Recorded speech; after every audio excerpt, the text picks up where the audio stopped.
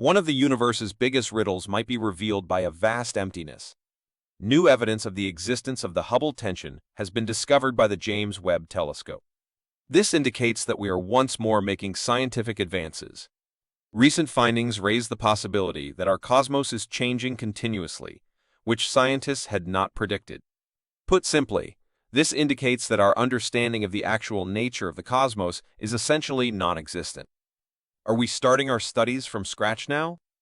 Massive holes that span millions of light years pose an inexplicable puzzle to scientists.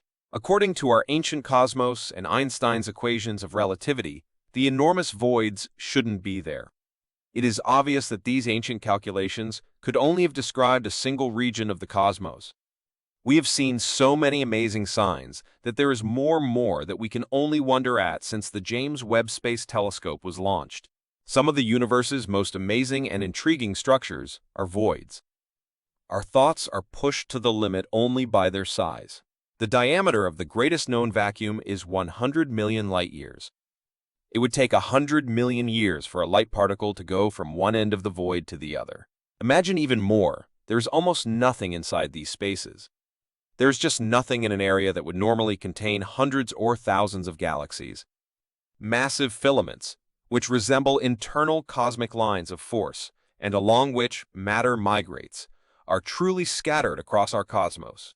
Clusters of galaxies are common where the filaments form huge intersections, which attract matter. Galaxies move coherently with these structures. Therefore, it makes sense to believe that there are fewer filament structures in the voids, which means that less matter builds up there. However, it ought not to be the case. The universe's greatest riddle is resolved by the Hubble tension. Although it has been established that uniform structures make up our cosmos, it is still unknown if these structures are homogeneous or not. Inhomogeneous would be more chaotic because homogeneous means the same or even. You may argue it doesn't matter, but it's not that easy because this little question will ultimately determine a major decision about how the universe is actually built and functions. In order to better understand ourselves and the actual nature of the cosmos, mankind continue to seek to understand what it is. A homogeneous or isotropic, even universe is almost a prerequisite for our earlier theories of the Big Bang and the expansion. This concept has been in doubt not just since the James Webb Space Telescope was launched. In the 1990s, something that shouldn't be there was previously noticed. We have been attempting to quantify the universe's ever-increasing dimensions since we were able to observe them. Given how difficult it is to measure areas that are several million or even a few thousand light-years away, you can easily assume that this is not so simple. Nobody can just pull out a meter stick or utilize terrestrial GPS surveying to accomplish it because of the enormous proportions. You have to think of the universe as being in perpetual motion. Planets revolve around stars, stars move, and even entire star systems travel at amazing speeds throughout the galaxy and the universe. We still don't know how much the dark matter and the enormous gaps between galaxies travels and changes as they rotate and migrate. With the aid of light, our research has so far succeeded in taking measurements here. Light acts in a rather consistent manner, as we know. Albert Einstein discovered that the sole constant, a non-relative quantity in the cosmos, was the speed of light. In order to measure distances, scientists used light amounts. For instance, the Cepheid is a unique class of stars whose absolute magnitudes exhibit linear behavior comparable to those of Type 1a supernova. Before the Hubble tension appeared, these instruments, which astronomers refer to as standard candles, were really thought to be rather trustworthy. We now know why Hubble was incorrect. The ancient space telescope was named for the astronomer Edwin Hubble, who was among the first to characterize the universe's expansion and likely size. At the time of Hubble's studies, astronomers were starting to look beyond the Milky Way. At the time, scientists still believed that the Milky Way was situated in a vast gap, which may seem unbelievable to us now. Humans have only been aware of the existence of other galaxies, the fact that space is full of matter, and several other cosmic phenomena for around a century. Hubble's first computations of the universe's true size served as the basis for subsequent measurements, which for a long time provided a consistent image. At great distances, however, a measurement discrepancy developed that came to be known as the Hubble tension. After the abrupt loss of the Hubble constant's dependability as a foundation, scientists have been wondering how this measurement discrepancy could have happened. Imagine if scientists use a digital measuring equipment one moment and a meter stick the next to measure a distance, despite the fact that the two results are different. What is the cause then? On a cosmic scale, that is exactly what the Hubble tension is. Hubble's theories regarding the actual nature of the cosmos suggest that it is homogeneous and primarily linear. However, there is mounting evidence that this is not the case. The easiest way to comprehend the homogeneity or isotropy of the cosmos is to visualize an ocean. An ocean is, technically speaking, a volume or area that is filled with water.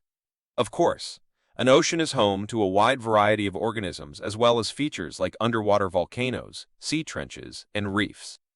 Waves are visible on the surface, and despite the chaotic appearance, everything is isotropic according to science. The huge expanses and new discoveries by the James Webb Space Telescope would indicate that there is an abrupt hole in the ocean where nothing exists. The voids in the universe are simply that voids, but that isn't conceivable here on Earth. There might be more bizarre occurrences in the universe that our science is ignorant of if there are gaps or oddities like voids. We are now learning that the cosmos is built far differently than we previously believed, which is the magic of these new findings. What do the universe's voids actually represent? What is the truth if voids are proof that our entire cosmology is incorrect? Has the universe been expanding from a single point of origin ever since the Big Bang, and did it actually occur? The cosmos would then need to be homogeneous, or isotropic.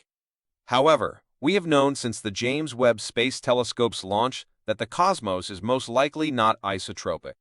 At the start of its mission, the telescope provided us with pictures of a lot of galaxies that shouldn't have existed because they were so near to the Big Bang.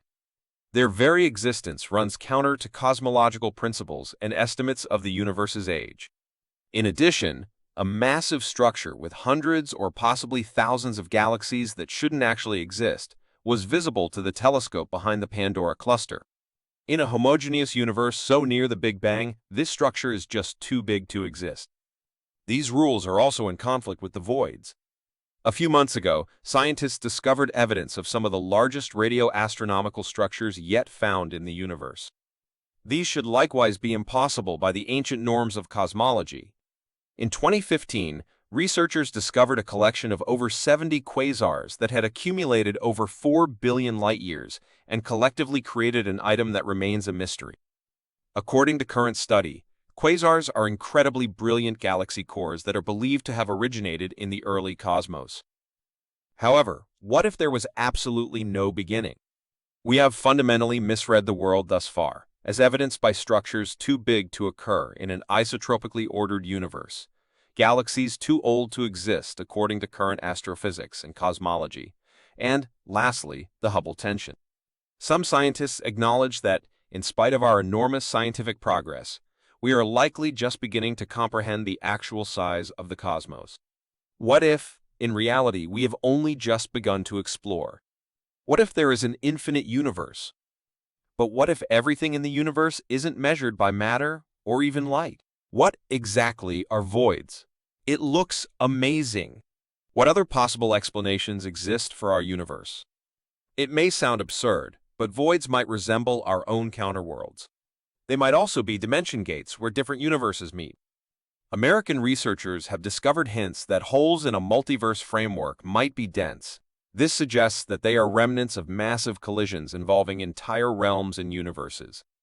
Some scientists also think that aliens that darken ordinarily visible stuff in order to draw energy from it might live in voids. This is also predicated on a well-established theory, supercivilizations, which was proposed by Russian scholar Nikolai Kardashev in the 1960s. Kardashev offered scientific proof that the universe must contain highly advanced species. With the help of their power plants, these supercivilizations can hypothetically alter the rules of physics, darken entire galaxies, and even decide our lives without our knowledge. Voids would therefore be areas where matter has been eliminated or changed in a way that is yet unfamiliar to us. Even if these theories and concepts seem amazing to us, they really exist. Despite having logical foundations, they never gained the same level of acceptance as other theories that finally shaped our worldview. Our research now needs to get ready for more shocks, since the James Webb Telescope and the most recent observations are forcing us to go beyond what we previously believed to be true.